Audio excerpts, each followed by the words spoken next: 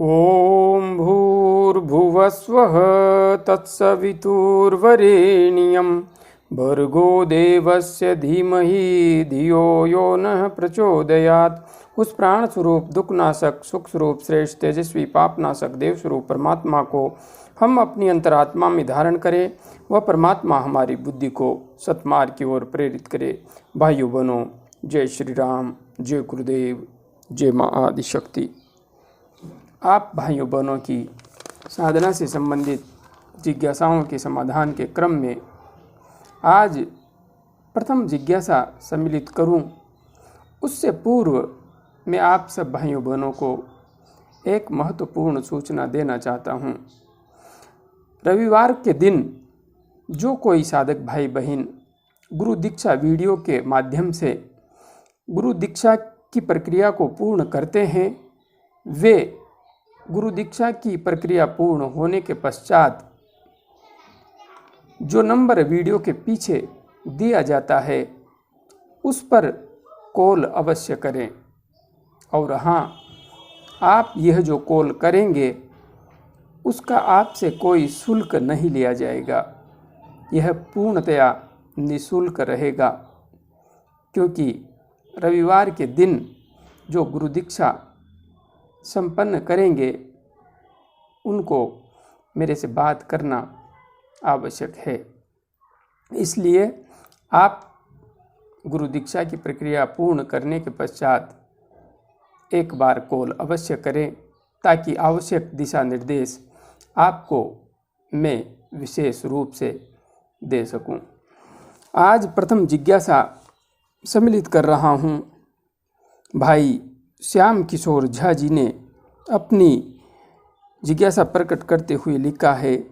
प्रणाम प्रणाम श्याम किशोर जी, प्रणाम। कृपा करके बताएं कि कुंडलिनी जिसकी जागृत हो जाती है यह कितने दिन तक सिलसिला चलता रहता है, क्योंकि कुंडलिनी तूफान मारती है और आगे आज्ञा चक्र से होती है, पीछे जाती है, आगे जाती है। यह कितने दिन तक प्रक्रिया चलती रहती है? इस पर काबू पाने के लिए क्या करना चाहिए? कौन सा योग करना चाहिए? कौन सा प्राणायाम करना चाहिए? भाई श्याम किशोर झा जी, आपने यहाँ पर जो कुछ लिखा है इससे यह तो स्पष्ट रूप से पता लग रहा है कि आप इस मार्ग से बहुत अच्छी तरह से रूबरू हो चुके हैं, वाकिफ हो चुके हैं। इसलिए क्योंकि आपने जो लिखा है यह एक सामान्य व्यक्ति नहीं लिख सकता, यह एक अनुभवी साधक ही लिख सकता है। जहाँ तक बात है, आपने जो पूछा है कि कुंडलिनी जागृत हो जाती है तो उसके पश्चात जो सिलसिला शुरू होता है, झटके लगने का, तूफान उठने का, कितने समय तक जारी रहता है? तो श्याम किशोर जी, एक बहुत बड़ी सच्चाई आप मेरे से उगलवाना चाह रहे हैं, और यह इस मार्ग की कड़वी सच्चाई है। सच्चाई यह है, जब तक साधक निर्विकल्प समाधि में नहीं चला जाएगा, निर्विकल्प समाधि और संप्रज्ञात समाधि की अंतिम अवस्था से पूर्व की अवस्था आनंदानुगत संप्रज्ञात समाधि, आनंदानुगत संप्रज्ञात समाधि जहाँ पर अत्यधिक आनंद घटित होता है, उस स्थिति तक भी साधक को झटके लगते रहते हैं। किंतु हाँ, जब पूर्णतया आनंद जागृत हो जाता है और रोम रोम प्रकाशित होने लगता है, प्रकाशित हो जाता है, उस स्थिति में साधक के झटके लगना और विभिन्न प्रकार की क्रियाएं होना बंद हो जाता है। किंतु हाँ, जब तक पूर्णतया आनंद जागृत नहीं हो जाता, रोम रोम में प्रकाश जागृत नहीं हो जाता, तब तक झटके लगते रहेंगे। अर्थात समाधि ही वह स्थिति है जिसे प्राप्त करने के पश्चात झटके बंद हो जाते हैं। किंतु हाँ, यहाँ पर एक बात विशेष रूप से समझ लीजिए, यदि आप साधना को बीच में छोड़ देते हैं तो फिर से आप जब शुरुआत करेंगे तो आपको झटके लगेंगे, क्योंकि वापस उस स्थिति को प्राप्त करने में आपको समय लगेगा। उसी प्रकार से प्रतिदिन जब आप साधना में बैठेंगे तो प्रारंभ में आपको झटके लगेंगे। जैसे ही आप पूर्ण आनंद की अवस्था को प्राप्त करेंगे तब जाकर के आपके झटके लगना बंद होंगे। आगे आपने लिखा है कि आगे आज्ञा चक्र से होती है, फिर पीछे जाती है, आगे जाती है। हाँ, यह सिलसिला निरंतर चलता रहता है। यह कितने दिन तक प्रक्रिया चलती है, दिन तो मैं नहीं बता सकता, क्योंकि यह दिनों का काम नहीं है, यह वर्षों का काम है। जहाँ तक बात है कुंडलिनी ऊर्जा को सहस्रार चक्र तक पहुँचने में प्रत्येक साधक को अलग अलग समय लगता है, किंतु हाँ, जो साधक गहनता से साधना करता है, जिसके साथ पिछले जन्मों का तप जुड़ा हुआ है, वह 3 वर्ष में पूर्ण सिद्ध अवस्था को प्राप्त कर लेता है। किंतु हाँ, जिसके साथ में थोड़ा मध्यम तप था वह 6 वर्ष में, और जिसके साथ में हल्का तप था वह 9 वर्ष में, और जिसने इसी जीवन में साधना प्रारंभ की है, सिर्फ इसी जीवन में, वह 12 वर्ष में पूर्ण सिद्धत्व को प्राप्त कर सकता है। मात्र 12 वर्ष में कोई बहुत बड़ी अवधि नहीं है। जिसने पहली बार मनुष्य जीवन धारण किया है और वह साधना के मार्ग में प्रथम बार आगे बढ़ रहा है, वह व्यक्ति भी सिर्फ और सिर्फ 12 वर्ष में पूर्ण समाधि को प्राप्त कर सकता है, पूर्ण ब्रह्म परमात्मा के अस्तित्व को जान सकता है। उसे हजारों वर्ष तपस्या करने की कोई भी आवश्यकता नहीं है। हजारों वर्षों का नाम लेकर सिर्फ और सिर्फ सनातन धर्म के साथ अन्याय किया गया है, पाखंड फैलाया गया है। इसलिए आप साधना मार्ग पर आगे बढ़ते रहिए। और हाँ, अनुलोम विलोम नाड़ी शोधन प्राणायाम का अभ्यास आप कम से कम 10 मिनट कीजिए। कपाल भाती प्राणायाम का अभ्यास 5 मिनट कीजिए, और भ्रामरी प्राणायाम का अभ्यास प्रथम राउंड में 5 मिनट और द्वितीय राउंड में आप फिर से 3 मिनट अभ्यास कीजिए। यह अभ्यास आपको कैसे करना है, इसके लिए आप मेरा वीडियो सुषुम्ना नाड़ी में प्राण का प्रवाह कैसे करें और ध्यान कैसे करें अवश्य देखना है। उन वीडियोस को देख करके सारी विधि समझनी है और उनके अनुसार आपको इन तीनों प्राणायामों का अभ्यास अच्छी तरह से करना है। जब आप इन 3 प्राणायाम का अभ्यास करते हुए ध्यान के मार्ग में आगे बढ़ेंगे तो आप देखेंगे कि आपकी ऊर्जा झटके मारना बंद करेगी, और हाँ, आप सतचित आनंद अवस्था को शीघ्र से शीघ्र प्राप्त करेंगे। आप तो बहुत आगे तक पहुंच गए हैं, इसलिए आपको सिर्फ कुछ महीनों का ही समय लगेगा। आप सतचित आनंद अवस्था को शीघ्र ही प्राप्त कर लेंगे। आगे भाई संदीप सिंह जी ने अपनी जिज्ञासा प्रकट की है। जय माता दी, जय माता दी संदीप जी, जय माता दी। प्लीज़ आप मुझे यह बताएं कि ध्यान में प्रकाश क्यों दिखता है। संदीप जी, आपने जो प्रश्न पूछा है वह बच्चों वाला प्रश्न है। यह एक साधक का जैसा प्रश्न नहीं है। ध्यान में प्रकाश क्यों दिखता है? आखिरकार आप ध्यान में क्या देखना चाहते हैं? क्या अंधकार देखना चाहते हैं? अंधकार तो इस संसार में फैला हुआ है। आप अपने अंतस्थ में यदि उतर रहे हैं तो अपनी आत्म चेतना के प्रकाश को ही तो देखना चाह रहे हैं। उस सत्य चित आनंद पूर्ण ब्रह्म परमात्मा के वास्तविक अस्तित्व को ही तो जानना चाह रहे हैं। और जब आप ध्यान करते हैं, जब आपका मन आज्ञा चक्र पर स्थिर हो जाता है, टिक जाता है, तो फिर आज्ञा चक्र स्थान पर आपको अपनी चेतना के वास्तविक स्वरूप का प्रकाश दिखाई देना प्रारंभ हो जाता है। यह आज्ञा चक्र आपको अपनी आत्मा के वास्तविक स्वरूप का दर्शन करवाता है। उसी के परिणाम स्वरूप आपको ध्यान करते हुए प्रकाश का साक्षात्कार होता है, क्योंकि हमारी आत्मा, हमारी चेतना प्रकाश स्वरूप ही है।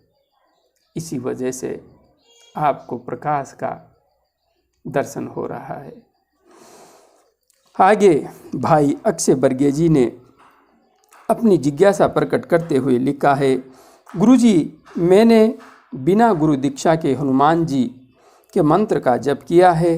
क्या मैं गायत्री मंत्र का मानसिक जप कर सकता हूँ? मैंने आपका वीडियो सुषुम्ना नाड़ी में प्राण का प्रवाह कैसे करें देखा है।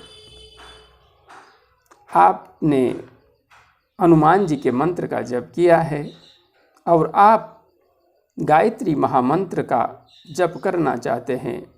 कोई भी समस्या नहीं है, कोई भी समस्या नहीं है। आप गायत्री महामंत्र का निश्चिंत होकर के जप कीजिए। हाँ, आप हनुमान जी के भक्त हैं तो शुद्ध सात्विक तो होंगे ही सही, कोई समस्या नहीं है। आप गायत्री महामंत्र का जप कीजिए और हाँ, यदि विधि विधान से जप कर सकें तो बहुत सुंदर रहेगा, किंतु यदि पूर्ण विधि विधान नहीं अपना सकें तो सुषुम्ना नाड़ी में प्राण का प्रवाह कैसे करें, उस वीडियो के अनुसार प्राणायाम का अभ्यास करने के बाद आप गायत्री महामंत्र का जप मौन मानसिक कर सकते हैं। कोई भी समस्या नहीं है। आप शीघ्र अतिशीघ्र ध्यान की गहन अवस्था को इस विधि से प्राप्त कर पाने में समर्थ होंगे।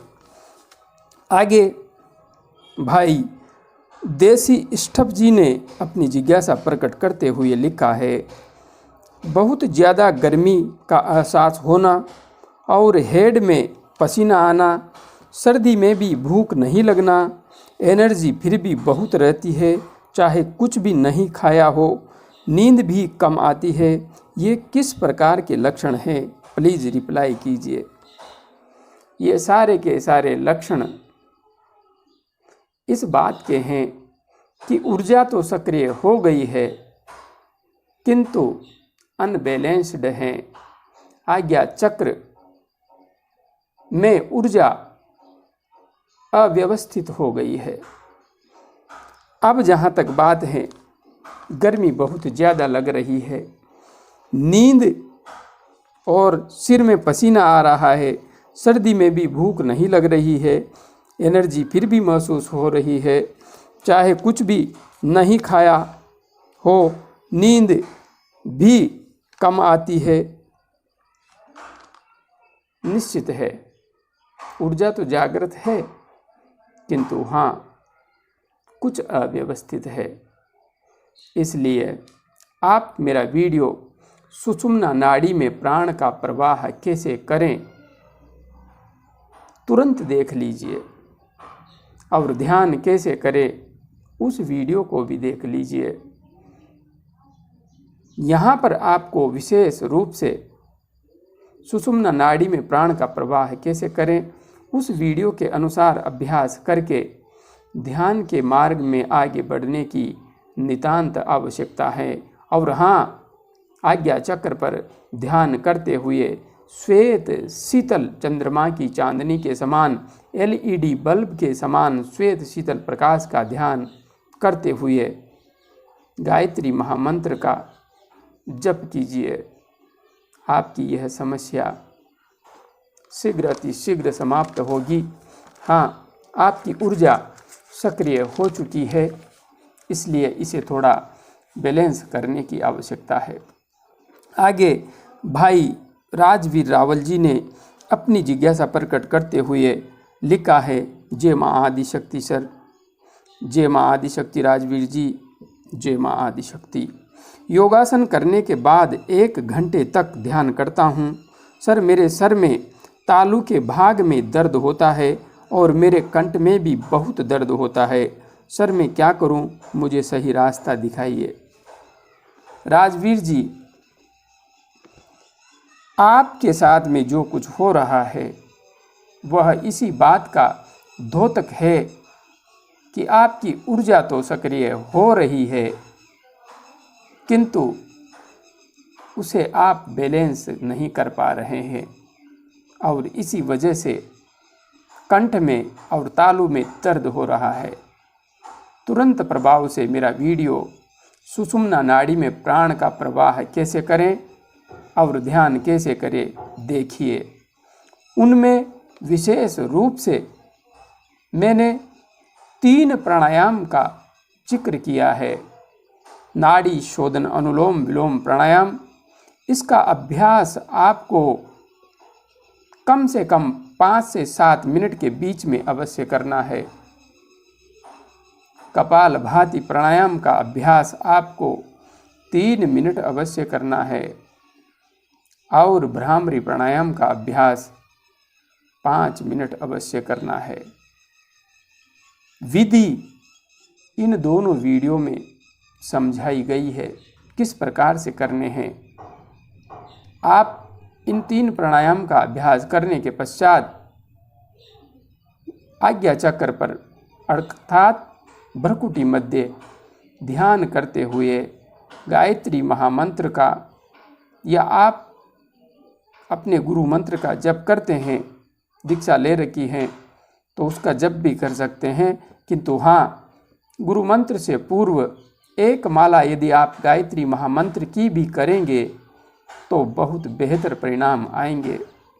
बस इतना करते हुए ध्यान कीजिए, आपका यह जो दर्द है, यह जो समस्या है, शीघ्र अतिशीघ्र समाप्त होगी। और हाँ, विशुद्धि चक्र का जागरण कैसे करें, इस वीडियो को भी देख लीजिए और थोड़ा विशुद्धि चक्र पर भी ध्यान कीजिए, जिससे कि कंठ चक्र का दर्द भी शीघ्र समाप्त होगा। आगे भाई नरहरि जादव जी ने अपनी जिज्ञासा प्रकट करते हुए लिखा है, कुंडलिनी जागरण के चक्रों के अनुसार लक्षण वीडियो में इन्होंने जिज्ञासा प्रकट की है।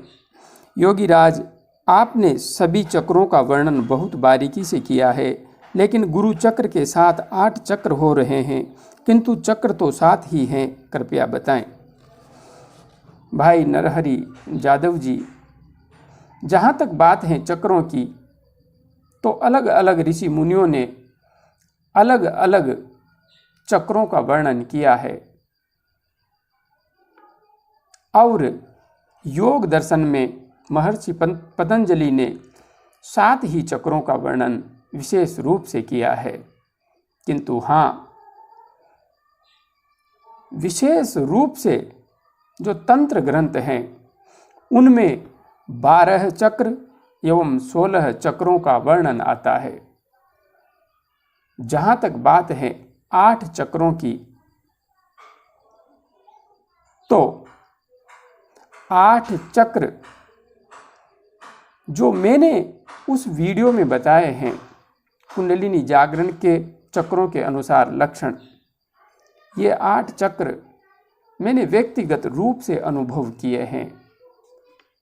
क्योंकि ललाट के मध्य गुरु चक्र अपने आप में महत्वपूर्ण स्थान रखता है और कोई भी साधक यदि साधना करता है तो उसे इस चक्र का स्पष्ट रूप से अनुभव होगा, इसमें कोई दो राय नहीं है।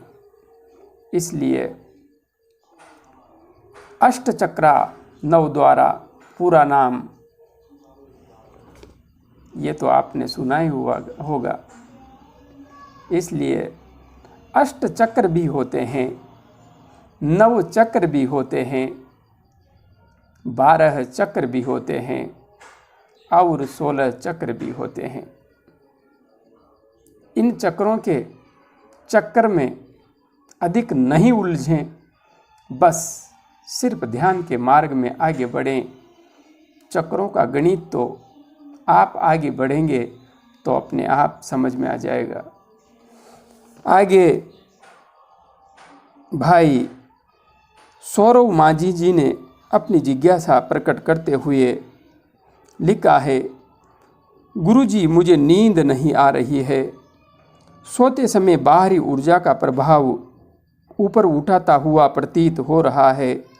लग रहा है कि ध्यान में चला जाऊंगा, ऐसा डर लग रहा है। शरीर में कंपन भी हो रहा है। ध्यान बंद कर दिया है, क्या करें? सर और कपाल भी भारी हो जाता है, पर असली समस्या तो नींद से है। बहुत परेशानी हो रही है। 2 दिन से कुछ ऐसे ही प्रश्न निरंतर आ रहे हैं। अधिकांश नए साधक हैं। कहीं न कहीं से आप सब ध्यान तो सीख लेते हैं, आगे बढ़ने का प्रयास करते हैं, किंतु यह कॉमन समस्या सभी के साथ घटित होती है और यह समस्या इतनी गंभीर है कि कई साधकों को साधना छोड़ने पर तो मजबूर करती ही है, साथ में जीवन भर के लिए कोई न कोई व्याधि अवश्य दे देती है। इसलिए इस समस्या से निजात पाना प्रत्येक साधक के लिए एक गंभीर चुनौती होती है। किंतु चिंता मत कीजिए, किसी को कुछ नहीं होगा। बड़ी ही सहजता से आप इस गंभीर समस्या से बाहर आएंगे। सौरव माझी जी, आपने यहाँ पर लिखा है, गुरुजी मुझे नींद नहीं आ रही है। नींद नहीं आ रही है। कल से ही आप नाड़ी शोधन अनुलोम विलोम प्राणायाम का अभ्यास 5 से 7 मिनट के बीच प्रारंभ कीजिए। कैसे करना है, यह सुषुम्ना नाड़ी में प्राण का प्रवाह कैसे करें, इस वीडियो को देखने पर समझ में आएगा। इसके पश्चात कपाल भाती प्राणायाम का अभ्यास आपको 5 मिनट तक करना है। हाँ, यदि थक जाएं तो 1 मिनट कपाल भाती प्राणायाम करें, फिर कुछ देर रुक जाएं, फिर 1 मिनट करें, फिर कुछ देर रुक जाएं। इस तरीके से करते हुए आप 5 मिनट तक कपाल भाती प्राणायाम का अभ्यास करें और कपाल भाती प्राणायाम का अभ्यास करने के पश्चात आपको कम से कम 5 मिनट भ्रामरी प्राणायाम का अभ्यास उस विधि से करना है जो मैंने ध्यान कैसे करें उस वीडियो में समझाई है। हाँ, विशेष रूप से भ्रामरी प्राणायाम करते हुए आपको ध्यान वहाँ पर टिकाना है जहाँ पर कंपनों का एहसास आपको होगा, अर्थात सहस्रार चक्र, क्योंकि सहस्रार चक्र पर ही भ्रामरी प्राणायाम करते हुए कंपनों का एहसास होता है। इस प्रकार से आप प्राणायाम करेंगे। उसके पश्चात आपको आज्ञा चक्र पर अर्थात भ्रकुटी के मध्य यहाँ पर ध्यान टिकाना है। ध्यान टिकाने के पश्चात आपको गायत्री महामंत्र का, और हाँ, सिर्फ गायत्री महामंत्र का ही जप करना है। शराब एवं मांसाहार से दूर रहना है। यदि आप ने गुरु दीक्षा ले रखी है तो आप पहले गायत्री महामंत्र की कम से कम 1 माला करेंगे। उचित होगा आप 3 माला करें। उसके पश्चात आप अपने गुरु मंत्र का भी जप कर सकते हैं, किंतु प्रारंभ आप गायत्री महामंत्र से करें, क्योंकि यह ब्रह्म मंत्र है, परब्रह्म परमात्मा की दिव्य शक्ति का मंत्र है। गायत्री महामंत्र का जप करने से आपकी ऊर्जा पूर्णतया शांत हो जाएगी। और हाँ, आप जब आज्ञा चक्र पर ध्यान करें तो ध्यान करते हुए जिस प्रकाश पुंज का आप ध्यान करेंगे वह श्वेत शीतल होना चाहिए, LED बल्ब के समान, चंद्रमा की शीतल चांदनी के समान। बस आपको इतना ही करना है, आपकी ऊर्जा पूर्णतया संतुलित हो जाएगी। जो भी समस्या आपको है, सिर्फ और सिर्फ मुश्किल से 15 दिन लगेंगे। 8 दिन में बहुत कुछ बदल जाएगा और 15 दिन में सब कुछ बदल जाएगा। आज के लिए इतना ही। जय गुरुदेव, जय माँ आदि शक्ति।